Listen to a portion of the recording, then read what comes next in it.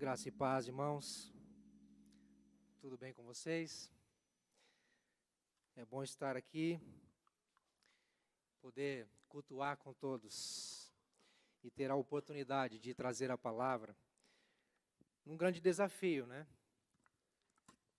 Como já foi anunciado, nós iniciamos nesse mês de julho uma nova série de mensagens. E coube a mim dar o pontapé inicial nessa manhã. E o tema de julho é, no fim, o começo, é isso?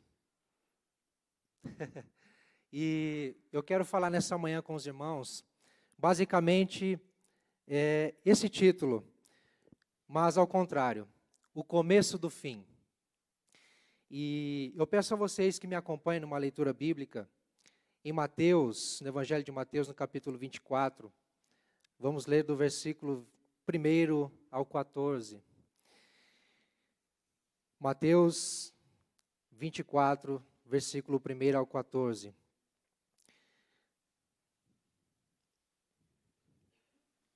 Você está com a sua Bíblia, pode abri-la ou acessar o seu aplicativo, ou então acompanhar conosco ali no telão. Diz assim a palavra do Senhor. Jesus saiu do templo e, enquanto caminhava, seus discípulos aproximaram-se dele para lhe mostrar as construções do templo. Vocês estão vendo tudo isto? Perguntou ele. Eu lhes garanto que não ficará aqui pedra sobre pedra, serão todas derrubadas. Tendo Jesus se assentado no Monte das Oliveiras, os discípulos dirigiram-se a ele em particular e disseram: Dize-nos, quando acontecerão essas coisas? E qual será o sinal da tua vinda e do fim dos tempos? Jesus respondeu: Cuidado que ninguém os engane, pois muitos virão em meu nome dizendo, eu sou o Cristo, e enganarão a muitos. Vocês ouvirão falar de guerras e rumores de guerras, mas não tenham medo. É necessário que tais coisas aconteçam, mas ainda não é o fim. Nação se levantará contra nação e reino contra reino. Haverá fomes e terremotos em vários lugares. Tudo isso será o início das dores. Então eles o entregarão para serem perseguidos e condenados à morte. E vocês serão odiados por todas as nações por minha causa. Naquele tempo muitos ficarão escandalizados, trairão e odiarão uns aos outros. E numerosos falsos profetas surgirão e enganarão a muitos. Devido ao aumento da maldade, o amor de muitos esfriará, mas aquele que perseverar até o fim será salvo. Versículo 14. E este evangelho do reino será pregado em todo o mundo, como testemunho a todas as nações, e então virá o fim. A princípio, quando lemos esse texto, parece que somos assaltados de um certo pavor, né? Como se Jesus estivesse nos apresentando um terror que sobrevirá. E, de fato, era isso mesmo. Mas a intenção dele não foi amedrontar os discípulos, e nem é a intenção de nos amedrontar hoje, quando lemos as Sagradas Escrituras. A intenção de Jesus é mostrar que Ele é o Senhor dos tempos e que Ele vai realizar a vontade dEle, Deus vai realizar a vontade dEle, e isto tudo precisa acontecer para que o plano de Deus se concretize e tudo seja consumado. Mas eu quero abordar alguns aspectos nesse texto para que a gente possa entender o que Jesus está dizendo. Se pararmos para analisar, hoje em dia, todo ser humano que se preza, mesmo que ainda não questione a sua origem, porque tem muita gente que está por aí e nem sequer se pergunta, né, por que existo? Né? E aí vive a vida, né, naquela expressão de um cantor secular, deixa a vida me levar, né? Por mais que as pessoas não questionem a sua origem, mas a maioria, por que não dizer todas, tem dúvidas quanto ao fim de sua vida, ao fim do mundo, ao fim, enfim, das eras. E isso a gente percebe como? Através dos filmes que são apresentados, que são feitos, através de livros que são escritos, através de jogos, de games, todos voltados para o Apocalipse, para o Armagedon. E mesmo sendo o mundo lá fora, desconhecendo as verdades bíblicas acerca do fim, eles apresentam suas ideias de como será o fim. E isso pode assustar muita gente. E de certo assusta. É normal nós vemos um filme, por exemplo, né? Nós temos aí um seriado, uma série muito famosa, The Walking Dead, que muitos aqui acredito já assistiram, gostam, que apresenta isso. E quando a gente mergulha, às vezes, numa série desse tipo, num filme desse tipo, nós ficamos, às vezes, perplexos com aquilo que pode acontecer, mas não é o que vai acontecer. Porque as verdades bíblicas, as Sagradas Escrituras é que tem a verdade, contém a verdade, é a verdade, e é ela quem diz o que vai acontecer. Então nós precisamos nos voltar à palavra de Deus, nos firmar na palavra de Deus, para que venhamos ter o entendimento das coisas que vão acontecer. Se por um lado todo ser humano, vamos falar aqui em tese, né, pensa assim, todo cristão que se preza sabe qual é a sua origem, porque confia na palavra de Deus e aguarda com grande expectativa a volta de Cristo e a vida eterna. Não é assim conosco? Se nós nos prezamos e honramos a palavra de Deus, então nós sabemos de onde viemos e aguardamos com expectativa grande a volta do Senhor Jesus. Porém, sobre esse assunto, nada melhor do que tratar de um texto em que o próprio Senhor Jesus diz o que, como e quando isso acontecerá, ou seja, a sua segunda vinda, o seu retorno em glória. De acordo com o Evangelho de Mateus, o capítulo 24, ele faz parte do último sermão de Jesus. Nós sabemos que o Evangelho de Mateus, ele é dividido em blocos, e Mateus apresenta 5 sermões de Jesus, ou 5 blocos de ensinamentos de Jesus. E entre um sermão, ensinamento, e outro, ele apresenta narrativas. Então, o Evangelho de Mateus, ele é dividido em 5 blocos. E esse sermão que nós lemos no capítulo 24, ele se estende até o capítulo 25, e se trata do sermão profético, que diz respeito às últimas coisas. E nós temos paralelos desse sermão em Marcos capítulo 13 e em Lucas 21. E cada um na sua peculiaridade vai apontar, dar ênfase num detalhe a mais, mas todos se complementam e tratam do mesmo assunto. Quero rapidamente só apresentar para os irmãos a divisão desse capítulo. Se você está com a sua Bíblia aberta aí, você até pode acompanhar. Ele se divide desta forma. No versículo 1 e 2, Jesus fala da destruição do templo. No versículo 3 a 14, Jesus fala do princípio das dores. No versículo 15 a 28, Jesus fala da grande tribulação. E note que é algo em sequência. É como se fossem acontecimentos consecutivos, que irão, ou que aconteceram, ou que vão acontecer em sequência. Aí no versículo 29 ao 31, Jesus fala da sua volta em glória.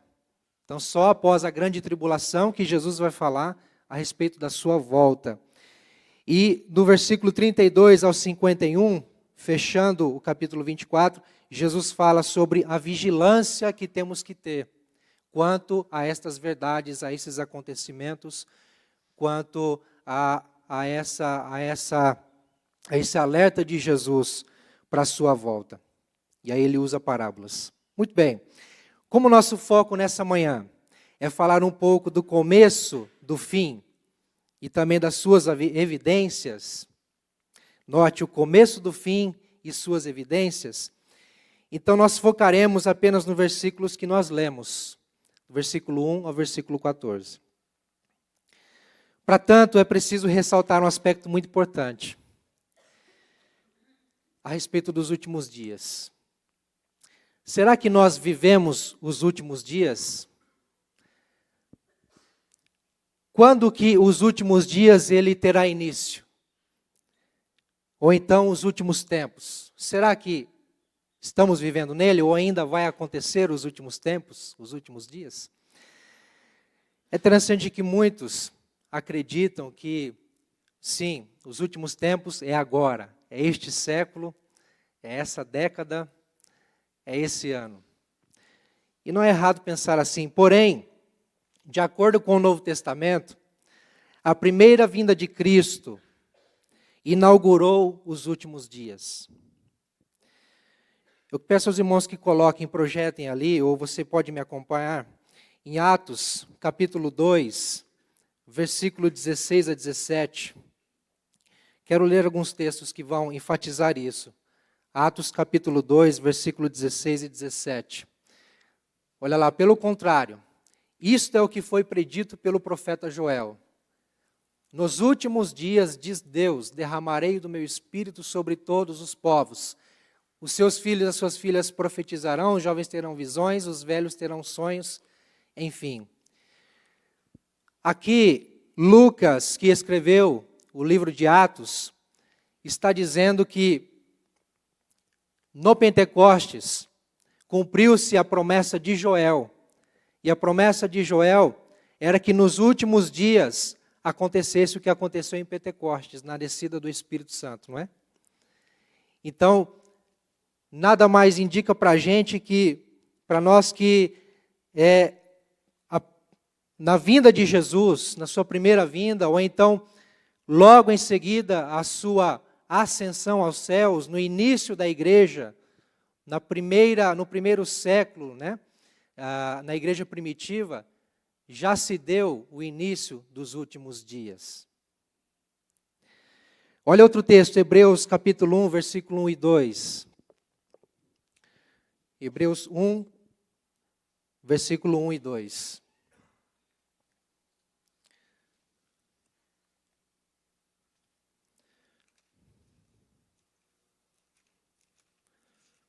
Diz assim: há muito tempo Deus falou muitas vezes e de várias maneiras aos nossos antepassados por meio dos profetas, mas nestes últimos dias falou-nos por meio do Filho, a quem constituiu herdeiro de todas as coisas e por meio de quem fez o universo. Mas nestes últimos dias, assim a carta de Hebreus falando após até a ascensão de Jesus. 1 Pedro, capítulo 1, versículos 18 ao 20, diz assim também: pois vocês sabem que não foi por meio de coisas perecíveis como prata ou ouro que vocês foram redimidos da sua maneira vazia de viver, transmitida por seus antepassados, mas pelo precioso sangue de Cristo, como de um cordeiro sem mancha e sem defeito. Olha só, conhecido antes da criação do mundo, revelado nestes últimos tempos, em favor de vocês. Então Pedro também traz o entendimento que a era cristã, o início da igreja, já era o início dos últimos tempos. 2 Timóteo 3, versículo 1 e o 5 diz o seguinte: Paulo diz a Timóteo, saiba disto, nos últimos dias sobrevirão tempos terríveis. A princípio dá a entender que seria nos últimos dias, no final, vamos dizer assim, de tudo, realmente da consumação dos séculos, quando Jesus voltar, enfim. Mas Paulo dá uma sequência de uma lista de pecados, de imoralidades, e diz no final, no versículo 5, tendo aparência de piedade, mas negando o seu poder. E aí vem o alerta para Timóteo, afaste-se desses também. Por um lado, ele fala que nos últimos dias sobrevirão tempos difíceis, mas diz para Timóteo: afasta-te desses que serão exemplo de maus tempos. Ou seja, está dizendo que foi naquela época. E 1 Coríntios 10, 11, é o último texto que quero apresentar com relação a isso. 1 Coríntios 10, 11, diz assim: essas coisas aconteceram a eles como exemplos e foram escritas como advertência para nós, sobre quem tem chegado o fim dos tempos. Então, o entendimento do Novo Testamento, o entendimento dos apóstolos, da igreja primitiva, é que os últimos dias, os últimos tempos, começou-se na própria vinda de Cristo, na revelação do Senhor Jesus como Filho de Deus. Ele inaugurou um novo tempo. Ele inaugurou a era vindoura, ou uma nova era. Não essa nova era que a gente vê no mundo, mas a nova era da graça. Então isso acredito que nos tranquiliza com relação aos acontecimentos que Jesus fala em Apocalipse 24. E também nos dá um entendimento mais sincero e honesto com a palavra de Deus a respeito desses acontecimentos e sinais e evidências que precedem a sua volta. Estamos no estágio final da história dessa vinda de Cristo há mais de 2000 anos. No entanto, os últimos dias, olha que interessante, apesar de que desde o início da igreja já vivemos, vamos falar assim, como cristãos, os últimos dias, mas esses últimos dias de fato se consumarão no retorno de Jesus, na volta de Jesus e na consumação de todas as coisas. 1 Pedro, capítulo 1, e versículo 5, o apóstolo diz o seguinte: que mediante a fé são protegidos pelo poder de Deus até chegar à salvação prestes a ser revelada no último tempo. Então, são duas formas de entender os últimos dias. Até aqui tudo bem, né? Estamos entendidos. Então, estamos nos últimos dias, vivemos os últimos dias, se pensarmos de acordo com o Novo Testamento, desde a igreja primitiva, desde a vinda de Cristo, sim. Mas a sua volta, a volta de Jesus, será precedida por alguns eventos que são sinais que anunciam a sua proximidade. E essa proximidade tem a ver com o que ele diz 3 vezes em Apocalipse 22. Ele usa uma expressão assim, e que o apóstolo João escreve: eis que venho sem demora. Ou na tradução da NVI que nós usamos, eis que venho em breve. Então, ao passo que sinais e eventos terão que acontecer para anunciar a proximidade de Jesus, ao mesmo tempo, é como se, desde quando Jesus subiu ao céu, ele já está dizendo: em breve venho. Em breve venho, sem demora. E é como quem está às portas, como no versículo 33 do capítulo 24 de Mateus, que diz assim: assim também quando virem todas essas coisas, saibam que Ele está próximo às portas. Agora, que coisas são essas? Quais as evidências que anunciam a volta de Cristo, ou o começo do fim? Jesus chama essas evidências de o princípio das dores. Lá no versículo 8 nós lemos, ele fala assim: tudo isso será o início das dores. Mas o quê?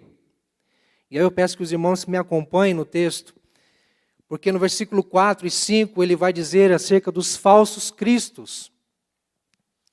Olha o que ele diz: cuidado que ninguém os engane, pois muitos virão em meu nome, dizendo, eu sou o Cristo, e enganarão a muitos.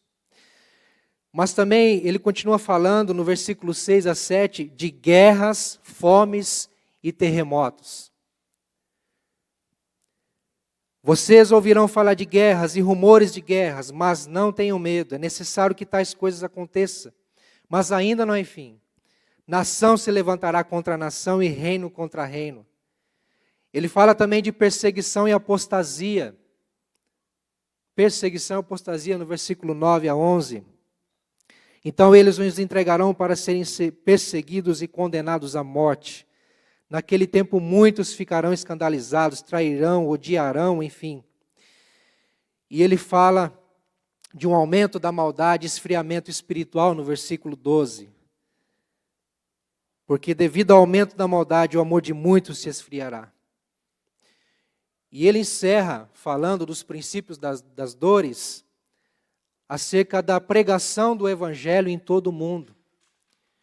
Que isso deverá acontecer, e aliás, será um sinal antes da vinda, ou até mesmo antes da tribulação, da grande tribulação que ele fala, para que de fato, depois da grande tribulação, venha o dia tão esperado, a expectativa da igreja, da volta de Jesus. Sabe o que eu acho interessante? Porque, e aqui eu vou confessar algo, eu nunca fui nunca fui muito fã de estudar sobre as últimas coisas, mas pesquisando e estudando aqui para essa manhã, o Senhor confortou meu coração, porque de certa forma, não é que gerasse um medo, mas parece que dá uma preocupação. Meu Deus, a gente fica tenso e querendo saber quando vai ser e querendo calcular. E a gente perde tempo, e a gente acaba perdendo o foco. E aí quando a gente escuta, quando a gente lê o próprio Senhor Jesus falando das evidências da sua volta, isso conforta nosso coração, porque Ele está mostrando que Ele está no controle de tudo e é Ele quem está fazendo. E é Ele quem vai fazer. Não é o homem, não é o ser humano. Essas evidências, de certa forma, já aconteceram. Por quê? Porque quando Jesus, depois da morte de Jesus, da sua ressurreição, da sua ascensão aos céus, houve muitas revoltas dos judeus contra o domínio romano, em Jerusalém e nas regiões circunvizinhas. Jesus predisse aqui, no versículo 1 e 2, aos discípulos, que o templo, tão formoso, tão belo, não ficaria pedra sobre pedra. E isso aconteceu com o cerco de Jerusalém pelos romanos, em 66 depois de Cristo. E com a derrubada do templo no ano 70 depois de Cristo. Então Jesus predisse algo que se trata do fim, mas que já aconteceu logo após a sua subida aos céus. Então, de certa forma, essas coisas já aconteceram. A perseguição da igreja a partir do primeiro século, as cartas, por exemplo, de 1 Pedro, 2 Pedro e algumas outras, elas são direcionadas à igreja perseguida, aos cristãos dispersos na região de Jerusalém, aos redores, porque estavam sendo perseguidos. E há um historiador chamado Eusébio de Cesareia, que viveu por volta do ano 300 e pouco, e ele escreve um livro chamado A História Eclesiástica e conta diversas perseguições, diversas torturas, martírios que aconteceram no primeiro século, no segundo século e até o terceiro século, até que, no ano 300 e pouco depois de Cristo, o imperador Constantino, ele institucionalizou a religião como a religião do império. E aí deu uma sossegada. Mas, para a igreja no início, isso tudo já aconteceu. E também a propagação do Evangelho em Atos dos Apóstolos. E a partir daí, nós temos o apóstolo Paulo pregando o Evangelho em praticamente toda a Europa e muitos outros lugares. E ele mesmo considera como que o Evangelho tendo sido pregado em todo o mundo.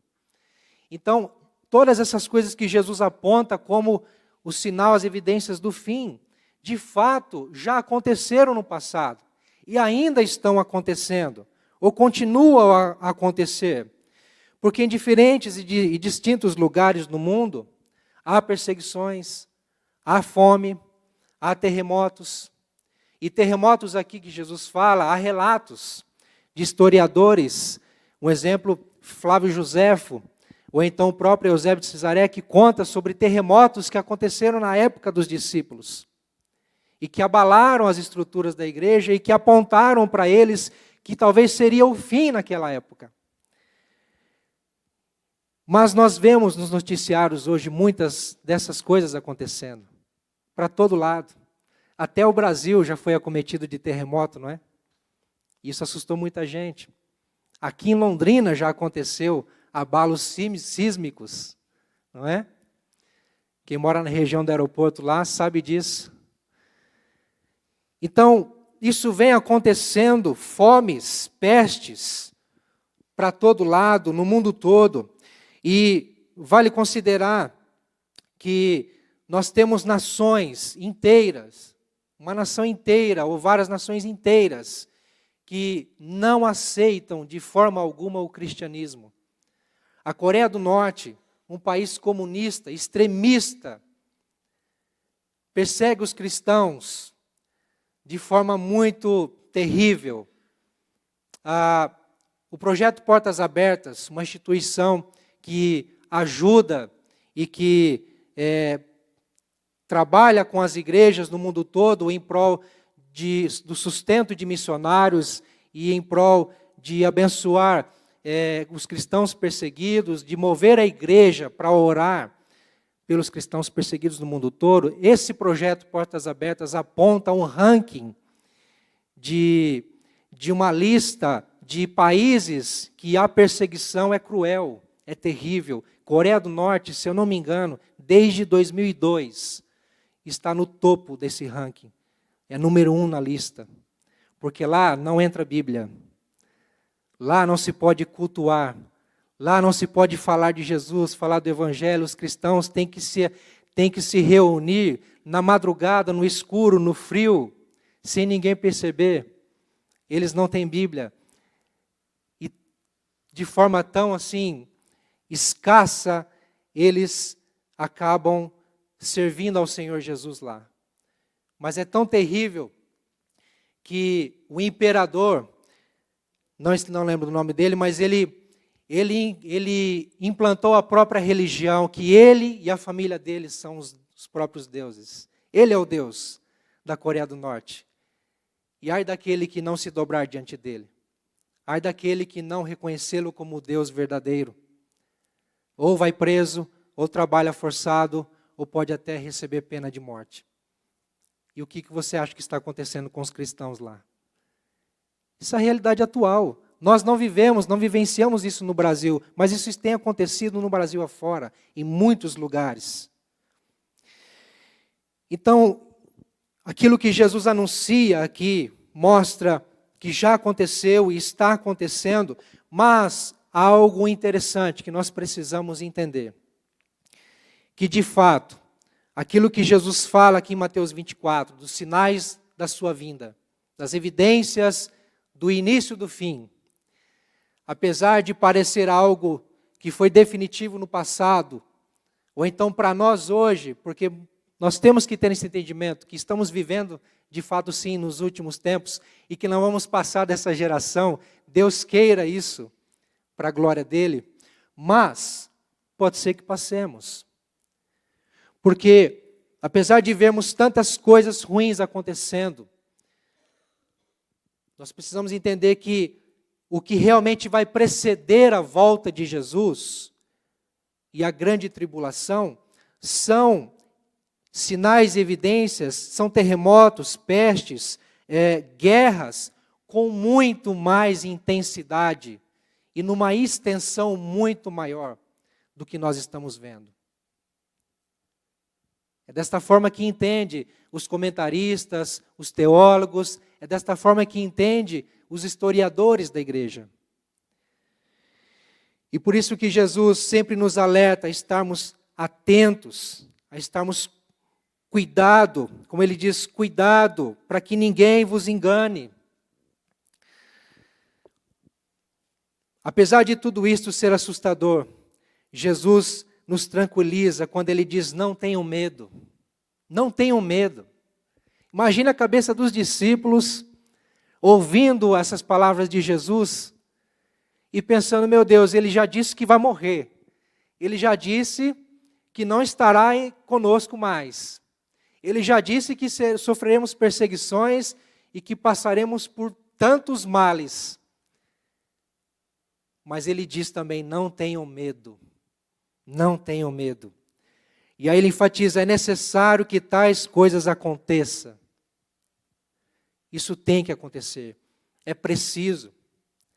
Eu estava ouvindo o pastor Augusto Nicodemos, um pastor teólogo, autor de muitos livros, professor de teologia, muito influente no Brasil.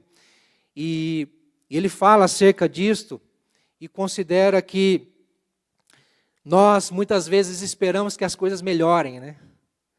Nós criamos expectativas de que as coisas vão melhorar. Isso não é errado, porque nós oramos, nós clamamos a Deus para que de fato as coisas vão bem. E aí a Bíblia nos ensina isso. Orai pela paz de Jerusalém, orai pela paz de Londrina e região da igreja. Mas a bem da verdade, irmãos, é que nós temos que estar preparados, porque segundo Jesus e segundo a palavra de Deus, as coisas vão piorar. E nós colocamos a perspectiva, nossa expectativa no homem, num presidente, né? Nós colocamos nossa expectativa numa instituição. E Jesus está falando assim, cuidado que ninguém vos engane. É necessário que tais coisas aconteçam. E Jesus assevera ainda que tudo isso aconteça, ainda não é o fim. Porque, como eu disse, nós não vamos abordar a partir do versículo 15 em diante, mas Jesus fala da grande tribulação, acho que a gente precisaria de um tempo mais extenso para isso. E Jesus explica no versículo 8 que tudo isso será o início das dores. O que é o início das dores? Lois Berkhoff, um teólogo, ele diz o seguinte, que esses acontecimentos, eles são como o princípio das dores de parto, sendo que o parto é, por assim dizer, o renascimento do universo por ocasião da vinda de Cristo. Quando Jesus diz que é necessário que tais coisas aconteçam, é isso que Berkhoff está dizendo, que Jesus precisa fazer com que tudo isso, todos esses males sobrevenham ao mundo e à humanidade como dores de parto, para que de fato renasça em glória e seja consumado a vontade de Deus, a graça de Deus, o reino de Deus. E o apelo de Jesus, no versículo 13, aos discípulos e a nós hoje, continua firme, atual e urgente. Aquele que perseverar até o fim será salvo. Aquele que perseverar até o fim será salvo. Ao passo que para os discípulos ouvir essas palavras, pareciam desanimá-los, entristecê-los, amedrontá-los, mas Jesus diz, não tenham medo. É a mesma coisa dizer, fiquem firmes, perseverem até o fim, porque vocês serão salvos. E sabe o que eu entendo? Não é a perseverança em si que vai nos salvar, mas a perseverança tem que ser uma participação na preservação que Deus realiza à sua igreja e ao seu povo. Porque se não for pela graça do Senhor em nos preservar e cuidar de nós, nós pereceremos. Nós seremos consumidos, por mais que nos esforcemos em perseverar. Mas eu preciso participar daquilo que o Senhor está realizando. Então persevere, siga avante, se mantenha firme. E essa salvação, para quem persevera, não é só do princípio das dores, mas também será salvo da grande tribulação. Porque ele diz no versículo 21, porque haverá então grande tribulação, como nunca houve desde o princípio do mundo até agora, nem jamais haverá. Se para os discípulos ouvirem que haveria guerras, rumores de guerras, terremotos, nação contra nação, que seriam perseguidos, que o amor de muitos se esfriaria, a maldade se multiplicaria, Jesus ainda fala que haveria uma grande tribulação, que nunca houve igual e nem haverá, senão essa precedendo a sua vinda. Mas Jesus, eu fico assim pensando que talvez os discípulos, ao tempo em que ouviam isso dele, talvez estivessem já lembrando das palavras confortadoras dele, ou então, quando ouviram as palavras confortadoras de Mateus 20, na parte B, que diz assim: e eu estarei com vocês até o fim dos tempos. Eu acredito que então eles sossegaram o seu coração, e é isso que nós precisamos fazer. Isso não deve nos amedrontar, mas deve nos preparar. Isso deve nos incentivar, nos motivar a cada vez mais estarmos firmes na presença do Senhor, aguardando ansiosamente, com expectativa firme de que Ele vai voltar. Amém? Vamos caminhar nessa expectativa? Vamos confiar no Senhor Jesus? Amém? Eu convido você a curvar a sua cabeça, quero orar com você. Pai, obrigado, Senhor, porque a Tua palavra é maravilhosa. Ela é, Senhor Deus, de fato, como uma espada que penetra no nosso ser e nos aponta, Senhor, qual é a Tua vontade, Senhor, e qual deve ser a nossa renúncia. Obrigado, Senhor, por nos dizer aquilo tudo que vai acontecer, ainda que o Senhor disse que ninguém sabe o dia e a hora, senão somente o Pai. Ainda, Senhor, que nós não sabemos quando de fato virá todas essas evidências definitivamente para dizer quando o Senhor voltará. Mas, Senhor, nós temos a confiança pela Tua palavra de que o Senhor voltará e de que o Senhor espera de nós que estejamos firmes, inabaláveis, constantes, ó Deus, perseverantes, porque o Senhor virá nos buscar. Então, Pai, que o Senhor possa realmente, Senhor, abrir nossos olhos, abrir nosso coração e nos preparar para a sua vinda, para a sua volta. Senhor, eu oro já também, Senhor, por esse mês que ouviremos ainda outras mensagens, que o Senhor possa abençoar, para que possamos crescer no conhecimento e na graça do Senhor Jesus. E entender quais são, ó Deus, os tempos, entender quais são os Teus propósitos de acordo com a Tua palavra. Em nome de Jesus, Pai, renova a nossa fé, renova, Senhor Deus, a nossa perseverança, renova, Senhor Deus, o nosso amor para com o Senhor e também para com os nossos próximos, para com aqueles que estão ao nosso redor, Senhor. Em o nome de Jesus. Amém.